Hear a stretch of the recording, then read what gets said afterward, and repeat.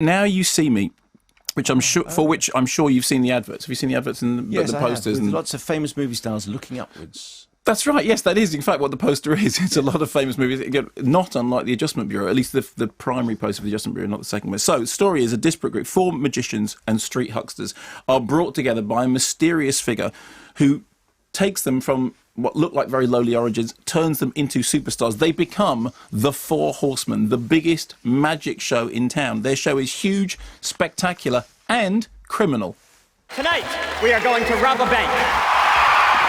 Could you please come up to the stage? And now for one tiny detail. On the count of 3, you will be teleported through space and time to your bank in Paris. 1, 2, 3. Wait, there he is. Etienne, what do you see in there? Money. Looks like 3 million or so euros worth. On the side of your helmet, you should feel a button. Now that button activates an air duct that connects Paris to Las Vegas. All right, now Etienne, hold on tight.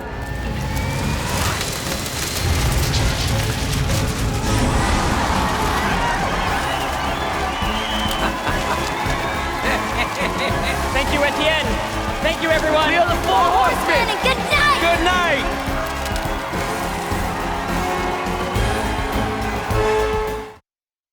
So Jesse Eisenberg as the supremely confident kind of linchpin there, along with Woody Harrelson, Dave Franco, Isla Fisher. Directed by Louis Leterrier, who, of course, did Clash of the Titans and a couple of Transporter movies.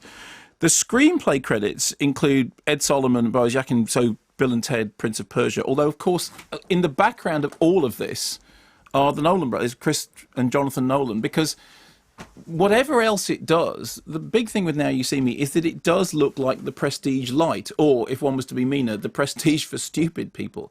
The Prestige has got this whole kind of philosophy. I mean, obviously, it's based on a novel by Christopher Priest, and it's got this whole philosophy about the pledge, the turn, the prestige, the way in which every magic trick is kind of built upon this this structure, which the movie then mirrors but also subverts. And it's very much about the philosophy of magic and what it means to be looking the wrong way, to not say. And there's a central sort of conundrum in the Prestige, in which they talk about a very famous magic act in the film, in which a sort of an old Chinese gentleman does this magic trick, which he clearly can't do because he's an old Chinese gentleman.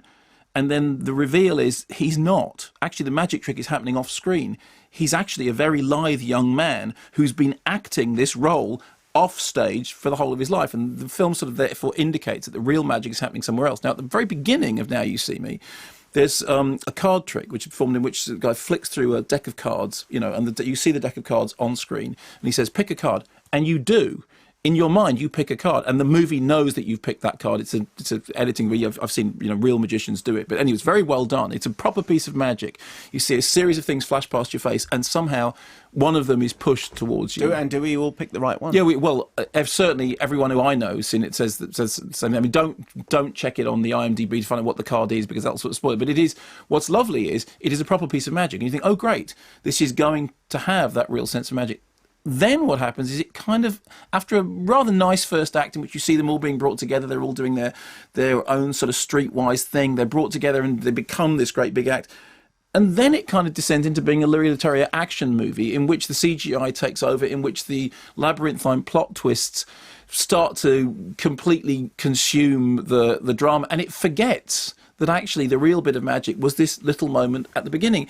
And the real problem with it is that particularly when you've got a film that's got in it Michael Caine and Morgan Freeman, so you're constantly being reminded by these nods and winks toward the Nolan heritage. And I know that The Prestige wasn't, Chris Nolan's most successful movie by any means, but I mean, I have seen it again recently, and it is an extraordinary piece of work, and it clearly lays the groundwork for Inception in terms of the way in which it's dealing with, you look here, but actually it's all going on in your mind. The problem with it is that The Prestige is a film which plays mind tricks, and which has a philosophy, and which has a through line, and which works, in which the narrative, the trick, the prestige, the final flourish is there. The problem with this is it has no prestige. It has a pledge and then a setup, and then it just goes bonk.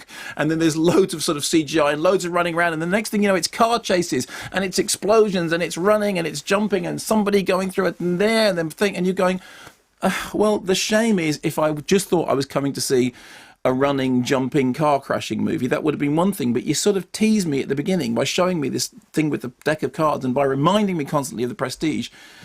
And then you just made that other movie, which has got a load of CGI stuff and not much else. And it's a shame because I wanted to like it. I really wanted to like it. And I certainly wasn't, it wasn't without interest. But it was like watching somebody doing...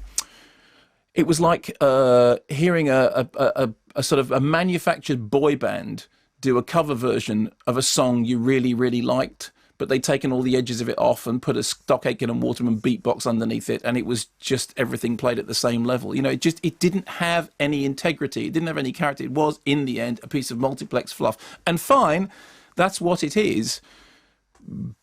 But I wanted it to be much more than that. Is it worth going to see for that trick at the beginning? Well, no, because you've probably seen that trick done on television. But it's a good trick. Is it the Three of Clubs? No. Seven of Diamonds? No. Jack of Spades? No. Jack of Spades? No, it's not. Why was Jack of Spades funny? No, it's just the way you said. I thought you were going Jack of Diamonds. I thought you were making an obscure blues reference, and then I realised that you weren't doing that. You were, in fact, just naming random cards. You're like that person in, Stop Naming Nuts. Macadamia nuts, that would drive a mad. Stop naming nuts. Best in show.